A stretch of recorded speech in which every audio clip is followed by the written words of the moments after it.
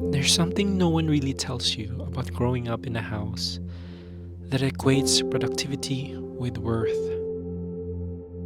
You grow up thinking that stillness is wrong, that rest is laziness. But if you're not doing something, anything, you're wasting your time, your life, yourself. And so, I lived like that, like a machine, a very tired one. Always ticking, always buzzing, always trying to prove something to someone. I don't even know who anymore. Maybe my parents. Maybe the version of me I thought I had to become. Maybe everyone. Maybe no one. It's blurry now. I used to believe that if I just kept going, if I climbed high enough, worked hard enough, earned loud enough, people would see me. Maybe I'd see myself too. But the higher I went, the more fog there was, the more noise, the more I disappeared inside all that effort. I wore my dark circles like a badge, my resting grumpy face a uniform. I was tired. But I thought that meant I was doing it right. I thought exhaustion was a sign of excellence, a mark of someone who had arrived. Until one day, I couldn't anymore. It started slowly. A disinterest, a fog. My thoughts felt recycled, like I was reading lines from a script I didn't audition for, especially in my last years in medicine. Residency, fellowship, all of it. I wasn't learning anymore. I was surviving, coasting on whatever fragments of memory I could gather to get through rounds, to pass, to be good enough. But I didn't feel alive. And then the pandemic hit, as if the universe said, "Alright, you're done pretending now." And I broke. Quietly, maybe, but completely. Burnout isn't dramatic. It's not always loud. Sometimes it looks like waking up and feeling nothing. Not sadness, not anger. Just nothing. I started picturing myself fading out. Just gone by 40. Like I'd vanished before anyone noticed I was missing. But then Canada happened. And I found myself in a new country, with nothing but a suitcase and years of unprocessed exhaustion. No one here knew who I had been.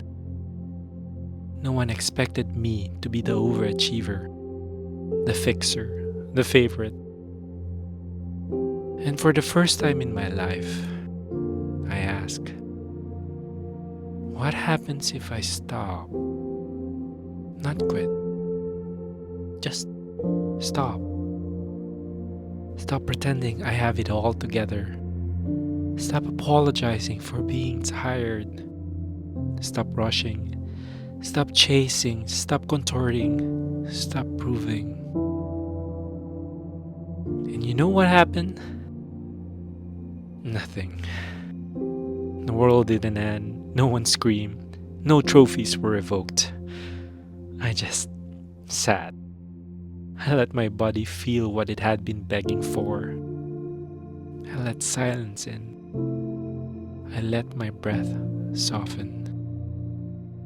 And in that stillness, I met someone I had seen in a long time. Me. I started to find joy in the slow things, in watching light dance on my bedroom wall, in the small ritual of making coffee, in the freedom of not feeling every minute. And sure, there's still a voice in me that whispers, you should be doing more. But I'm learning to respond with, why? Why must life be a checklist? Why must I only feel worthy when I'm tired? Why do we call it falling behind when maybe we're just living differently? Some days I still feel the guilt. It clings to me like humidity, like the kind of sweat you can't wipe away. But I talk to it now. I sit down with it like an old friend who meant well but did harm. Because here's the truth. I'm allowed to rest. I'm allowed to exist without performance. I'm allowed to not maximize every minute. I'm allowed to just be. And maybe you are too. Maybe the version of you that sits quietly by the window, not doing, not chasing, just breathing. That version is sacred. Maybe it's where the real you lives.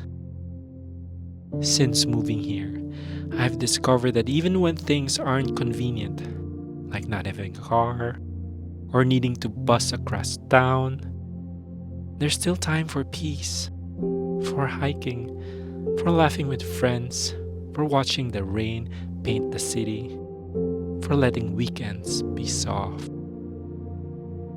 Sure, I've missed opportunities. Things have slipped. But I'm okay with it. Because I think that's what life is sometimes. A constant negotiation between the things we chase and the things we let go of. And the irony is, the more I slow down, the more alive I feel. Not productive, not impressive, just alive. And maybe that's enough. Maybe this life isn't about cramming in us as much as we can before we expire. Maybe it's about remembering we were never machines to begin with. We are more like forests, meant to grow, rest, change, shed, bloom again. More like oceans, ebb and flow, calm and storm, never static. More like skies, sometimes overcast, sometimes radiant, never obligated to stay one thing forever. So if today you did nothing but breathe and feel and exist, congratulations. That was enough. And if tomorrow all you do is wake up and drink coffee and sit in the silence, that's still life. A real one. Because slow days are not wasted days.